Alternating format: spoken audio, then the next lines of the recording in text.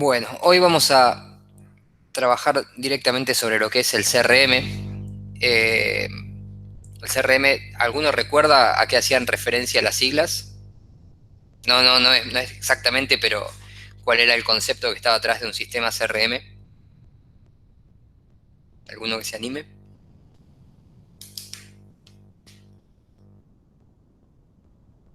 ¿Nadie? Gestión de relaciones con clientes. Bien, asumo que estás mirando la pantalla y es una buena respuesta. Tiene que ver con eso, era la gestión o la administración de las relaciones de la organización con, con el cliente.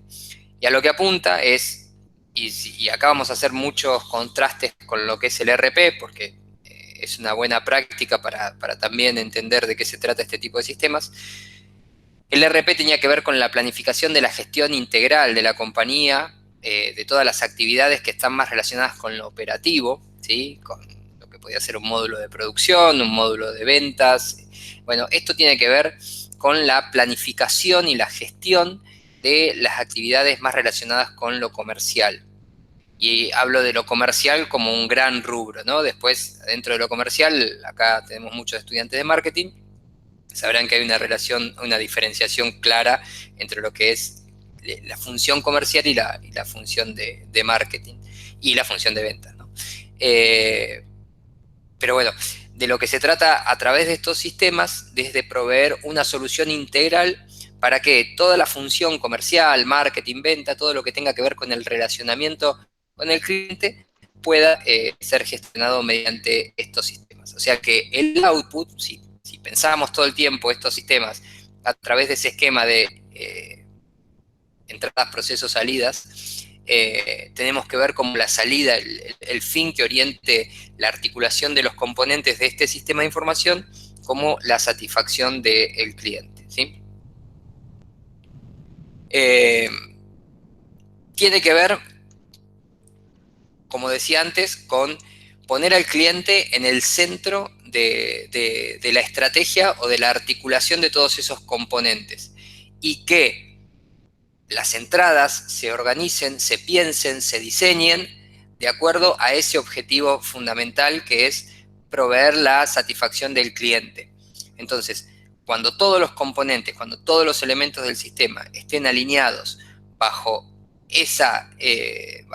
bajo ese objetivo, tienen que responder también a una alineación funcional de todo lo que sucede por fuera del sistema que tiene que ver con los procesos y las funciones que realiza la gente que trabaja en la organización. Ese sistema tiene que responder a esa organización.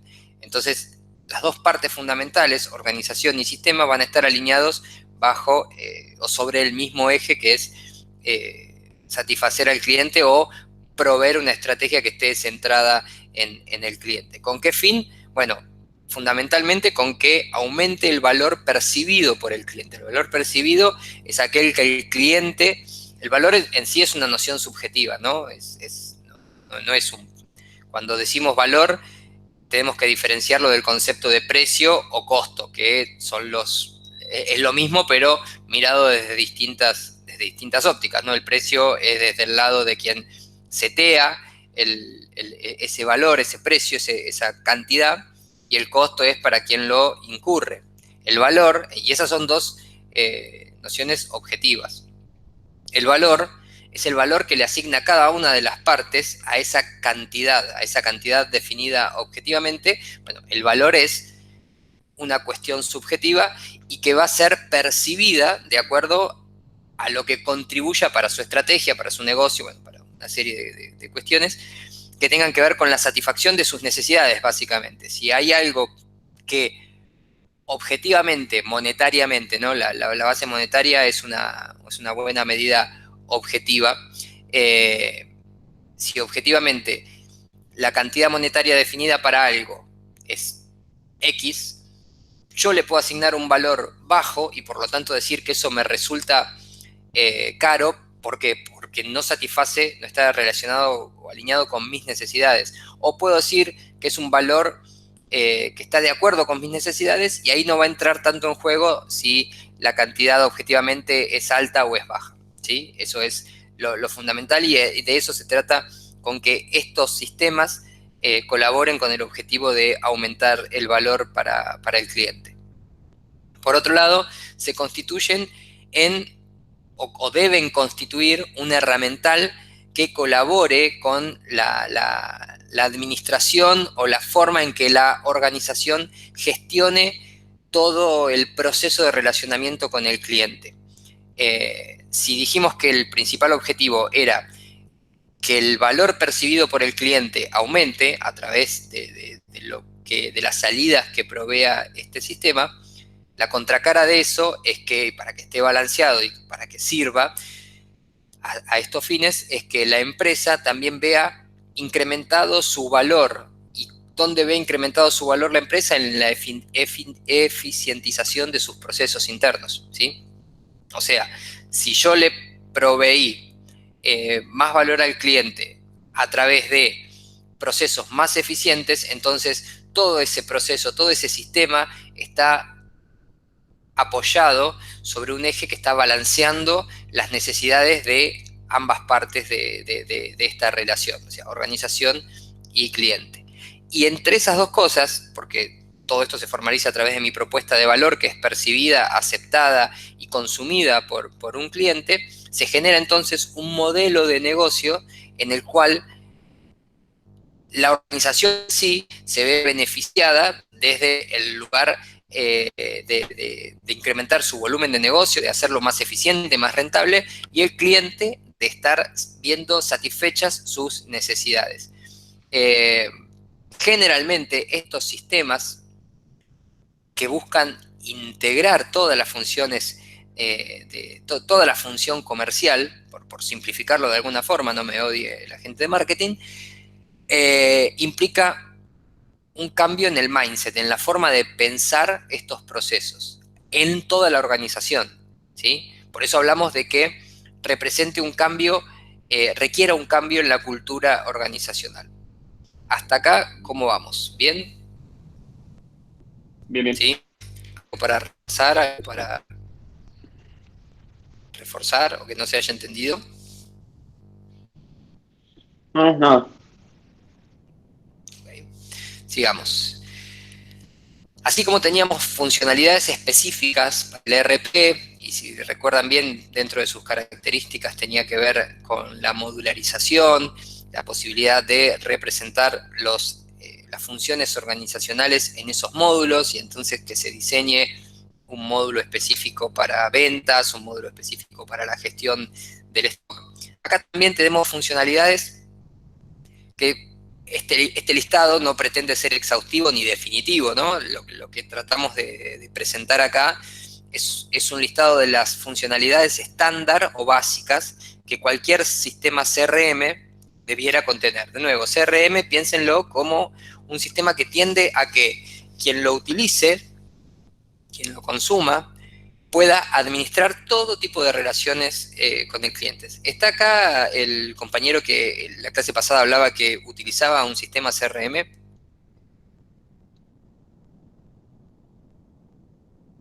¿No? Me parece que no. Me parece que no. Bueno.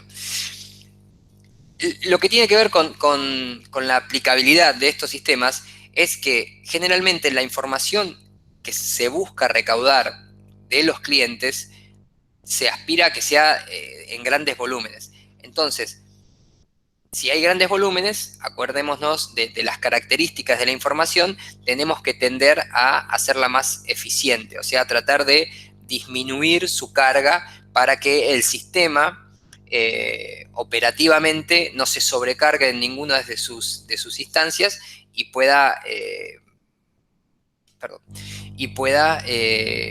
desarrollar con mayor fluidez todos sus procesos. Entonces, la herramienta fundamental con la que cuentan los CRM para poder hacer sus procesos más eficientes es la automatización. ¿Qué quiere decir la automatización? Que ante la repetitividad de una misma operación, esa misma operación pueda ser integrada mediante una regla de negocio que permita automatizarla. O sea, permita hacerla sin la intervención de un usuario, de un operador. ¿Qué puede ser esto? Por ejemplo, la atención de un cliente mediante un chatbot, un asistente virtual, en donde el aprendizaje sobre la misma pregunta, porque ha habido una base de una masa crítica de preguntas similares que han, o sea, de entrada de datos al sistema que han sido similares, ha permitido que el sistema pueda automatizar esa función.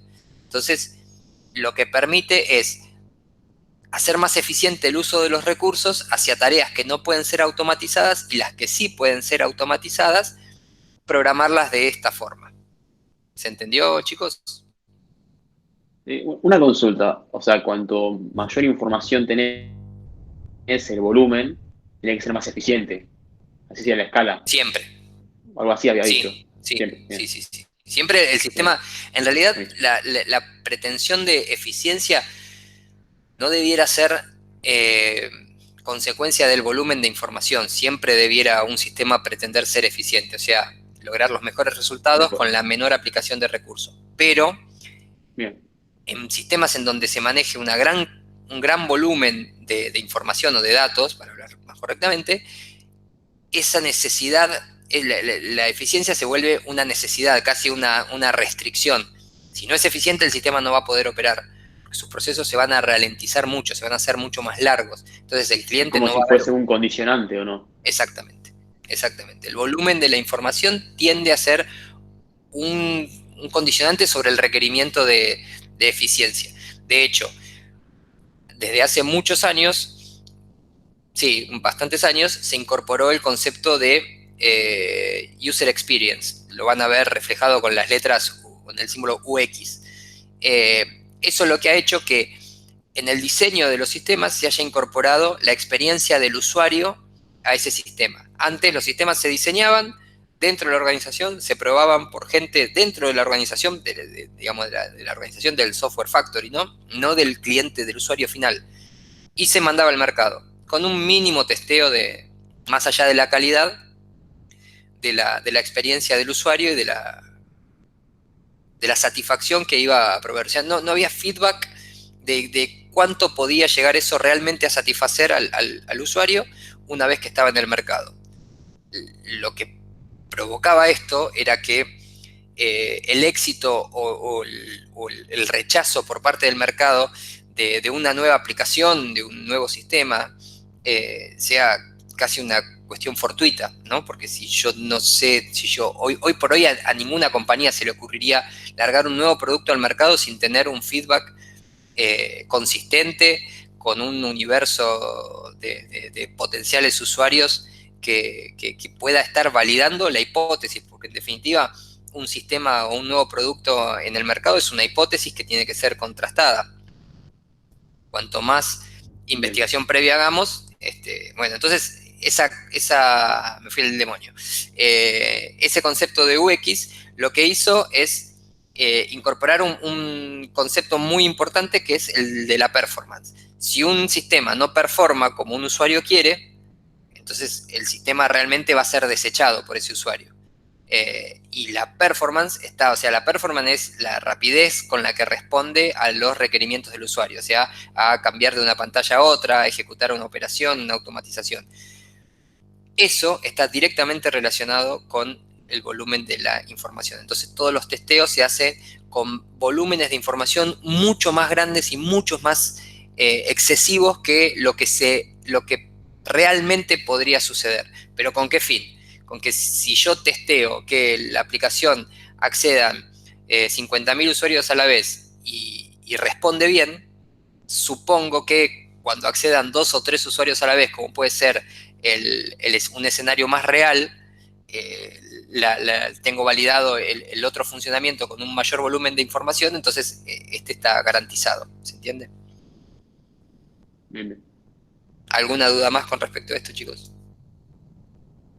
Entonces la automatización tiende a eso, a hacer más eficientes los procesos, a que las actividades repetitivas no consuman recursos que puedan ser realocados en otras funciones dentro del proceso comercial o del proceso del sistema. Otra característica es que colabora en la promoción de las ventas. O sea, todas las campañas, por ejemplo, de email marketing, de social media, todas pueden ser gestionadas a través de un CRM. La programación de los contenidos que se posteen, que se publiquen, que se transmitan de determinada manera, todo lo que tenga que ver a promocionar una actividad tendiente a generar más ingresos, también puede ser programada a través de este sistema. Data Warehouse tiene que ver con la extracción de la información. No me quiero meter con eso porque es demasiado técnico y no es realmente core de los CRMs. ABM de información transaccional. ABM tiene que ver con siglas que representan alta, baja y modificación de datos, ¿sí? O sea que desde este tipo de sistemas el usuario puede acceder a los datos, puede dar de alta, por ejemplo, dar de alta a un nuevo cliente, puede dar de baja, puede eliminar un registro o puede modificar, ¿sí? Un cliente que necesite ser modificada su dirección de mail para que le llegue la información correspondiente. Entonces, esta es otra característica que debe Profe, permitir. Sí. ¿Podrías repetirlo, por favor? Porque justo se me cortó el audio. ABM. Sí. ABM quiere decir alta, baja y modificación. Alta, ¿de qué tipo de información? De información de transacciones. O de, digamos, de cualquier tipo de información, ¿no? Mediante esta característica, un usuario del sistema, a través del alta, podría dar de alta un nuevo registro. O sea, por ejemplo, dar de alta un nuevo cliente, un nuevo prospecto. Dar de baja es la acción contraria, o sea, eliminar un registro de la base de datos. Y modificar es editar, modificar la información de algún registro en particular, por ejemplo, el teléfono, la dirección de mail de un cliente registrado en la base de datos. ¿Sí? ¿Quedó bien ahí? Perfecto, gracias. No, por favor. Reporting y dashboard tiene que ver más o menos con lo mismo. El reporting tiene que ver con la posibilidad de resumir información de acuerdo a necesidades. Generalmente se ofrecen un set estándar de tipos de reporte, en donde vos apliques filtros, apliques una serie de parámetros o de variables que te sirvan para extraer la información que realmente vale. O sea, no puedes extraerte el volumen total de la información, porque además tampoco sería eficiente, sino que generalmente te permiten contar con alguna serie de reportes, tal vez prefabricados, prearmados, y otros en donde puedas customizarlos o personalizarlos de acuerdo a tu necesidad.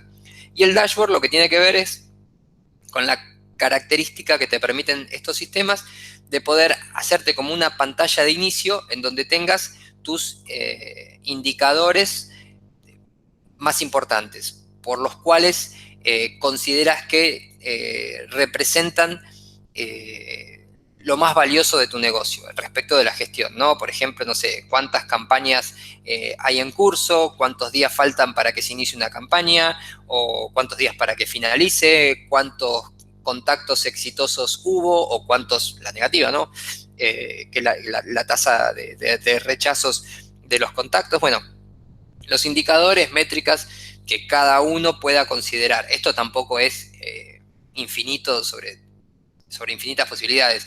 Generalmente hay versiones que proveen un set básico de indicadores que estarán construidos en base al promedio del mercado de lo que los consumidores de este tipo de sistemas tienen, y lo que permiten es ofrecer esto como un paquete cerrado. No obstante, siempre se puede personalizar o desarrollar algún indicador, algún gráfico, algo diferente a lo que traiga. Lo que va a suceder es que eso represente un costo específico porque estén desarrollando algo a medida. Esto es, recuerden lo que vimos con el ERP, esto sería como el ERP enlatado, el que ya viene en un paquete cerrado sin demasiada personalización o customización. BSC quiere decir Balance Scorecard, y es un tablero de comando mediante el cual entre Balance Scorecard y Dashboard no hay mucha diferencia. El Balance Scorecard permite setear objetivos, permite a la organización setear objetivos y que los indicadores, más allá de mostrar específicamente el comportamiento de esos indicadores, permitan hacer una comparación, o sea, una relación contra el objetivo y ofrecer una información de mayor valor que tiene que ver con mostrar la tendencia o los desvíos que hay respecto del objetivo. No sé si se había seteado que la campaña tenía que tener un objetivo de contacto del 95%, la medición constante puede arrojar que hay un 92% de contacto exitoso. Entonces, el valor de eso es que te permita visualizar el desvío que hay respecto del objetivo. El seguimiento de las campañas, bueno, bastante obvio, de cuál es la performance que se va haciendo sobre las campañas, con distintas formas de parametrizar, ¿no? Desde las duraciones, desde los recursos alocados, desde, bueno, dije tiempo, dije recursos, desde los costos incurridos, o todo eso junto a la vez. Bueno, se puede también hacer el seguimiento de esta variable. Oportunidades de negocio, eso es la posibilidad. ¿Vieron cuando hablábamos de que los tipos de información pueden ser prospectivas o de proyección? Bueno, esto tiene que ver con la información de proyección, donde a partir de datos ingresados al sistema y por determinadas variables o características de la información que se agrega, se podría llegar a hacer un análisis, un proceso que se corra internamente dentro de estos sistemas y que otorgue a cada uno de esos registros la potencialidad de ser una oportunidad de negocio o no.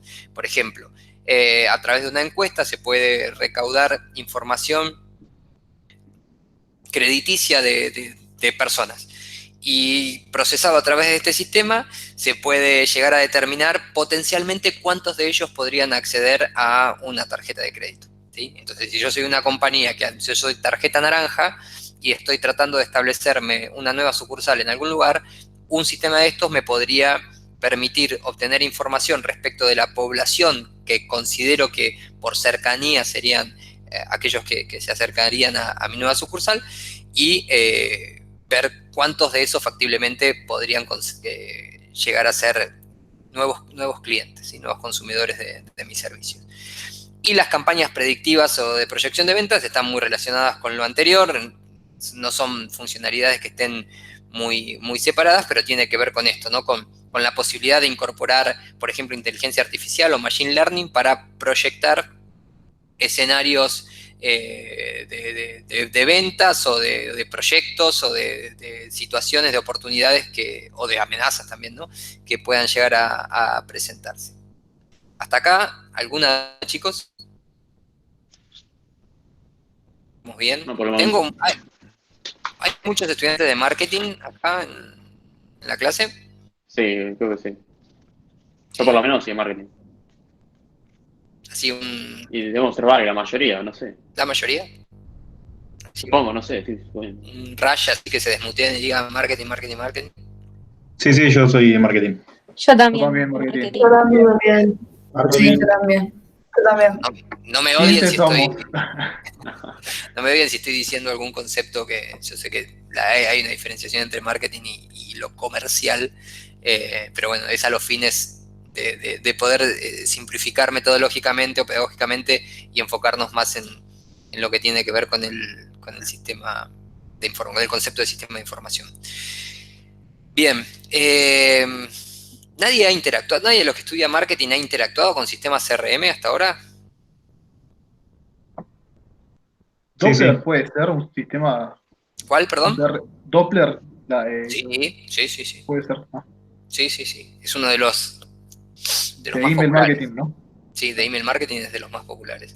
Y creo que, o sea, nació como email marketing, pero me parece que nació cuando ustedes todavía no habían nacido, me parece, que tiene que ver con el envío de campañas a través de mensajes de texto. Mensaje de texto es una funcionalidad que traen los teléfonos que nadie usa, ¿vieron? Bueno, las primeras campañas se hacían a través de esa funcionalidad, y me parece que Doppler fue una de las pioneras. Pero sí, es un buen ejemplo. Bueno, los que no hayan interactuado sepan que el trabajo práctico que estoy armando integral tiene que ver con la interacción con distintos tipos de sistemas que van a ir sobre CRMs o sobre ERPs. Bien, bueno, la articulación del CRM tiene que ver con, como dijimos al principio, con poder establecer una estrategia que permita obtener o que permita al cliente obtener una satisfacción de sus necesidades, o sea, de incrementar, de ver incrementado su valor. Esto se articula a través de 3 procesos básicos que tienen que ver con obtener la información del cliente, o sea, el inicio, el input. Yo tengo que, el sistema tiene que estar diseñado de tal manera para permitir el ingreso de la información del cliente, pero no es un ingreso solamente de decir, bueno, que se puedan cargar los datos, no, sino que tiene que estar articulado con ese objetivo final de incrementar el valor para cuando digo el cliente es el usuario. ¿Sí? El usuario del sistema de información. Ustedes pónganse en el lugar de que están diseñando el sistema de información. De tal manera que esa información permita adecuarse al contexto o a las necesidades específicas del cliente. Por eso la oferta no es que la oferta está tan cerrada como por ahí los ERP, porque los circuitos comerciales o de marketing no están tan estandarizados, o sí están estandarizados, pero permiten un abanico de posibilidades mucho mayor en términos de diseño de sistema a lo que organiza un ERP. O sea, la contabilidad es la contabilidad. Un sistema de reporte o un sistema de gestión de stock no se va más allá de una ficha de stock, además, en lo que innovan, en lo que mejoran o varían su oferta a los ERP, tiene que ver por ahí con la parte de facturación o con la parte de reportes, pero el resto de los procesos son procesos bastante estándar y que no tienden a cambiar. En cambio, lo comercial sí está en una constante evolución. Por eso es que esa información que se captura es como el ADN básico que requiere y que tiene que ser del cliente y que requiere cualquiera de estos sistemas, pero que después permita adecuar sus procesos de acuerdo a 2 cosas. Uno, a la necesidad específica que tiene ese usuario. Cuando digo usuario es empresa o organización que consume ese sistema, esos datos que ingresa, y por otro lado, a cuál va a ser la estrategia a la que quieren adecuarse o proyectar la organización que diseñe el proceso comercial, ¿sí? Haciendo un poco de doble clic sobre lo que tiene que ver con estrategia del negocio, que es como el gran articulador de todos los procesos o de todos los componentes que se incluyen en el diseño de un sistema, de un CRM, tiene que ver con el objetivo en el conocimiento del cliente, como dijimos anteriormente. Y acá intervienen 3 conceptos básicos, que es el proceso de negocio. Cuando digo proceso de negocio, es no verlo las cosas funcionalmente. O sea, la diferencia entre un proceso funcional es un proceso que está diseñado y pensado dentro de sus propios límites, o sea, que se aísla.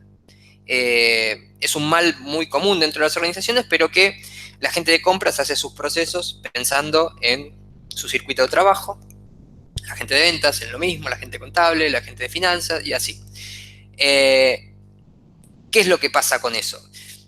Que no hay comunicación entre los diferentes procesos, ¿sí? Entre las diferentes funciones.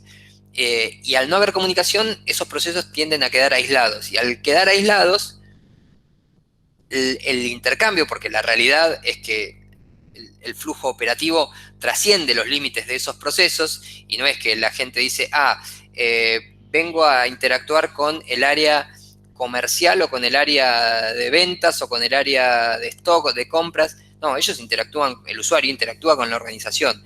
Entonces, los procesos, en vez de dar respuesta aislándose, lo que tienen que dar es respuesta rompiendo esas barreras de aislamiento y contemplar un único proceso, por eso se llama proceso de negocio, que incorpore a toda la función de negocio.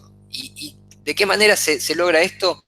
Hay toda una corriente que se llama BPM, que es Business Process Management, que incorpora el proceso en su diseño desde el origen de la necesidad hasta la satisfacción de la necesidad.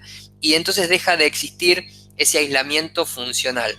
Y el proceso de negocio está visto transversalmente como el flujo de una necesidad que se va satisfaciendo a lo largo de diferentes funciones, actividades o subprocesos, ¿sí? Entonces, el CRM tiene que estar contemplado con ese concepto de proceso de negocio. Y tiene que estar apalancado en tecnología, ¿sí? Porque además el volumen de datos, de necesidades de información, de transmisión de información, de procesamiento, de exposición de esa información, ha evolucionado muchísimo desde lo visual hasta lo que tiene que ver con la parte más dura, más hard, que de motores de procesamiento que permitan procesar grandes volúmenes de información y además generar proyecciones más adecuadas, más certeras.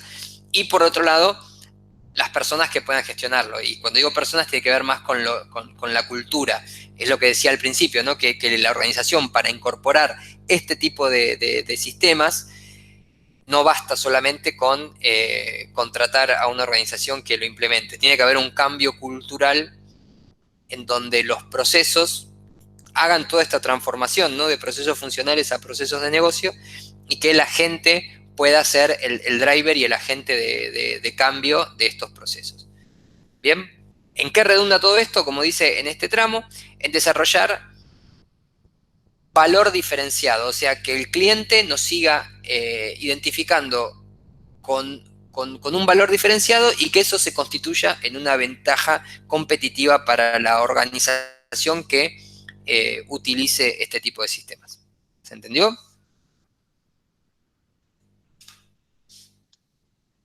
O sea, siempre va a llegar a una ventaja competitiva, el objetivo final. A ver, de la manera en que esté depende de la manera en que esté implementado. La ventaja O sea, competitiva... no siempre puede ser la ventaja competitiva. La ventaja competitiva va a depender de la manera en que esté diseñado y ejecutado el proceso. La ventaja competitiva es un objetivo, pero es una consecuencia. No es una característica del sistema. La ventaja competitiva es el objetivo que debe guiar el diseño del sistema, pero lo único que te lo provee es el feedback que te dé el usuario, en donde te diga, sí, yo te estoy eligiendo por esto. Si lograste, si articulaste bien tus procesos y todo el diseño y la implementación del sistema CRM, el usuario identifica tu oferta, tu propuesta de valor como diferencial, y entonces ahí sí te está atribuyendo la característica o el estatus de ventaja competitiva. Ahí se materializa. ¿Se entiende? Bien, buenísimo. Sí. Y lo otro que decíamos era el conocimiento del cliente. Como dije al principio, no se trata solamente de permitir incorporar datos, sino de poder previamente, y por eso las etapas, en la segunda etapa después del primer parcial, vamos a entrar en las etapas más que tienen que ver con el diseño. Y van a ver que hay dos etapas clave, que es el de análisis y diseño de un sistema antes del desarrollo, y son etapas que generalmente son bastante subestimadas porque no dejan nada tangible. Entonces, tanto desde el área del desarrollo de sistemas como de los usuarios, lo que quieren ver son resultados tangibles. Y los resultados tangibles se dan a partir de que empieza el desarrollo, ¿no? De que hay gente metiendo mano y construyendo los requerimientos, dándole forma a los requerimientos de quien solicita funcionalidades o sistemas de información. Pero toda esa etapa previa es tan o más importante que la del desarrollo. En esa etapa previa lo que se hace es diseñar, analizar y diseñar exactamente qué información es la que yo necesito tomar de mis clientes.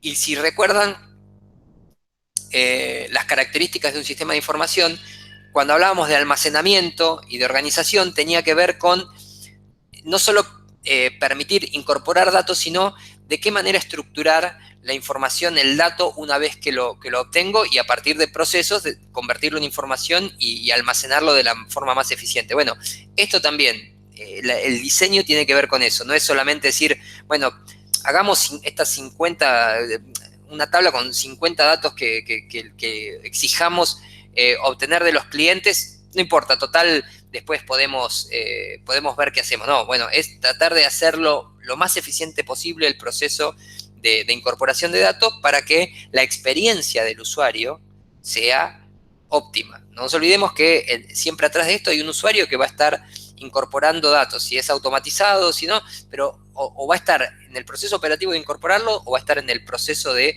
consumir los datos. Entonces, si de repente se encuentra con un volumen de datos, de los cuales de 50 datos que recibe, 5 son los que realmente le sirven, el valor que le va a atribuir a ese proceso o a esa etapa del sistema va a ser bastante baja, ¿sí? Entonces, de eso se trata, de no solamente permitir, sino pensar en qué información es la necesaria y de qué manera categorizarla para poder hacerla más eficiente. Y esto es muy similar, esta última parte es muy similar a lo que tiene que ver con el ERP. La centralización trabaja de la misma forma, una base de datos que pueda ser accedida mediante los distintos, no son módulos acá, pero de los distintos procesos o funcionalidades que tiene un sistema y que esté disponible para distintos usuarios. Estos sistemas también ya están muy popularizados y casi todos desarrollados en la nube, no quedan sistemas que sean bajo la modalidad on-premise. Bien. Continuando. Esto es una sugerencia, no una sugerencia, es un listado sugerido de cuáles son los principales problemas que tiende que viene a solucionar. Antes la información de los clientes estaba descentralizada y proveía lo que provocaba una dificultad para poder hacer el seguimiento. Estaba, imagínense, distintas sucursales, no solamente, o distintas áreas dentro de la organización, física, geográficamente, hoy la virtualidad y lo remoto ha también constituido un gran avance en la tecnología, ¿no? Permitir la accesibilidad desde distintas locaciones, ya lo hemos discutido, y bueno, lo que viene a hacer es a permitir la centralización de esa información y que sea más fácil poder hacer el seguimiento de los distintos flujos de información requeridos. Permite tener un mejor registro de todo lo que se le ha brindado a un cliente, de toda la historia, la huella digital de la organización con ese cliente, y además tener un mejor conocimiento, ¿no? Porque los datos y el procesamiento de los datos y la característica de la información que se puede obtener mediante estos sistemas va evolucionando permanentemente, o sea que logramos obtener cada vez una mejor calidad de información. Además que va evolucionando hacia un concepto de información obtenida a información preelaborada. O sea, yo a partir de los datos que he obtenido y de los volúmenes y de las series históricas de datos que he obtenido, voy pudiendo generar información predictiva. O sea, voy a poder predecir el comportamiento de mi cliente o de mis potenciales clientes ante determinadas acciones también que yo tome. Y desde ese lugar puedo simular escenarios y con un menor costo que representaría correr una campaña en forma real, puedo obtener resultados simulados. Y de nuevo acá hay que tener mucho cuidado en no atribuirle más beneficios que los que trae. O sea, es una simplificación de la realidad. La realidad nunca puede ser exactamente reproducida por ningún sistema, por ningún modelo. Entonces, la información que se obtenga de este tipo de funcionalidades, donde estoy prediciendo escenarios futuros, tiene que ser tomada con la cautela necesaria, de acuerdo también a la predictibilidad de las variables que yo esté incluyendo en ese escenario, ¿sí? Y finalmente, bueno, como beneficios es lo que ya hemos venido hablando, de lo que tiene que ver con facilitar toda la relación integral del cliente con la organización, proveer más y mejores indicadores que además van evolucionando. Y podríamos agregar también acá, que no está en la Filmina, pero que tiene que ver con la incorporación ya hay un maridaje entre tecnología y estos sistemas que va evolucionando y que se van retroalimentando de los beneficios de cada uno de los aportes, ¿no? De lo tecnológico y desde el conocimiento, desde lo cognitivo de lo que tiene que ver con el cliente. Bien, creo que acá hemos llegado, sí. ¿Dudas, chicos? ¿Algo que no haya quedado El claro? parcial sería el 5 de mayo, ¿no? Sí. Bueno. Esa es la única duda de toda la hora de que hemos No, estado no, hablando. no, pero... No, me había quedado porque había llegado 2 minutos tarde y no había escuchado esa parte. No, está bien, está bien. ¿Nadie dudas? ¿Nada? Yo tengo la idea o de que no soy nada claro y que los embarullo la cabeza, No, o... o sea, se entendió porque escribí bastante lo que dijiste. Tipo, no sé si se ve, pero acá está como bastante marcado. Bien. Bien, bien, bien. Bueno, Una consulta yo, ¿me escucha? se escucha muy lejos, Celeste. ¿Me escucha ahí? Un poco más, pero dale, vamos a hacer el esfuerzo. Los grupos que nos hizo armar, ¿para qué son? No te... ¿Para qué son los grupos que nos hiciste armar? Para el trabajo práctico que vamos a comenzar a partir de del segundo tramo de la materia. Después, o sea, el segundo tramo iniciaría después del primer examen, ¿sí? Ahora los próximos pasos son que la semana que viene tengamos una clase de repaso. Para eso yo voy a armar un foro de preguntas. Ahí les pido por favor que vayan cargando las preguntas. Las preguntas no van a ser respondidas en ese foro, sino que las voy a tener como un listado de preguntas que las vamos a ir cubriendo acá en este espacio, en la próxima clase. Les pido que repasen, que vean los temas. Es algo, me parece a mí, está bastante acotado el temario. La mayoría lo pueden sacar de la bibliografía que les subí al campus, que es un único autor por ahora, y es bastante sencillo y entendible. Y de nuevo, o sea, mátenme a preguntas si quieren, pero veo que no está sucediendo. Me preocupa un poco de que no haya preguntas, porque no tengo feedback de ustedes de si van entendiendo o no. Entonces, eso hoy por hoy para mí representa una preocupación de cara a encontrarnos la semana que viene. O sea, imagínense que la semana que viene vamos a contestar las preguntas que hagan falta, pero si hay dudas muy conceptuales, muy elementales, les va a quedar solamente una clase o sea, una semana, mejor dicho, para terminar de verlas. Yo les pediría y les sugeriría que traten de ponerse al día, si es que no han leído nada, de repasar un poco. Ya creo que con leer las filminas ahí van a tener por lo menos el concepto central, y después sí pueden hacer una ampliación de ese concepto con la bibliografía. Pero háganme preguntas, porque si no, no tengo feedback de por dónde van. ¿Sí? O sea, la mejor idea sería que la semana que viene, a mayores consultas que tengamos, una consulta que uno tenga que tal vez le sirva a otro y así, como mayor retroalimentación entre todos. Siempre, o sea, Sí, a mí me está jugando bastante en contra el hecho de la virtualidad, porque si estuviéramos en la clase presencial, verían que soy bastante más hincha con el tema de la participación. Acá se escapa del control de este ámbito, pero siempre es muy importante la interacción entre los dos, porque también a mí me dan el feedback de por dónde tengo que ajustar la clase. O sea, me cuesta mucho pensar de que en 5 clases, de 10 preguntas que me han hecho en 5 clases, 3 han tenido que ver con cuándo se era un examen y 2 con un trabajo práctico. O sea, Profe, sí, el autor es Saroca, ¿no? sí, señor. Todo estaría ahí, digamos. Sí, La- sí. Ahí tienen la mayor guía conceptual.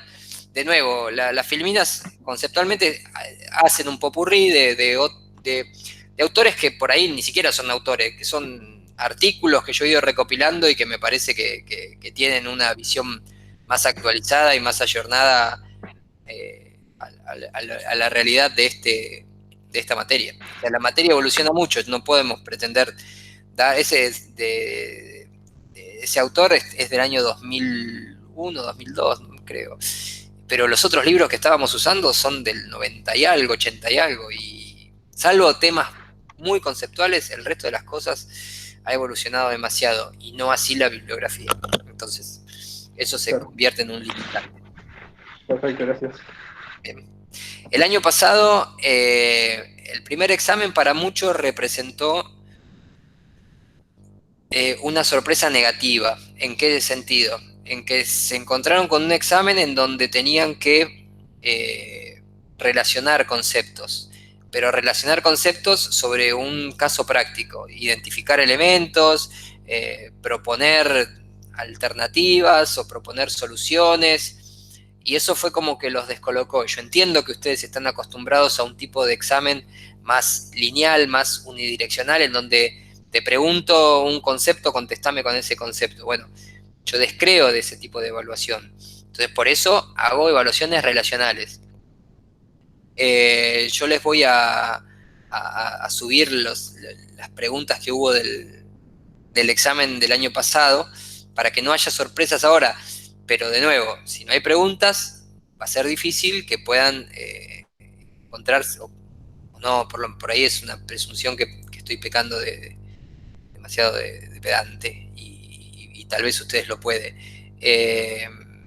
Yo tengo una consulta del último Power, de los beneficios. Que había uno que no estaba ahí, que lo había dicho, y yo justo no lo escuché porque estaba anotando otra cosa. De este último, de lo último que decía, beneficio de la tecnología CRM. Sí, el último que lo habías dicho que yo no llegué a Que escuchar. no estaba contemplado tiene que ver con que la dimensión tecnológica y la dimensión cognitiva del cliente se van reforzando mutuamente, y digamos van creciendo las dos, se van como van interactuando, se van intercomunicando, se van retroalimentando y van mejorando las dos por cercanía, ¿no? Unas se van beneficiando de las otras.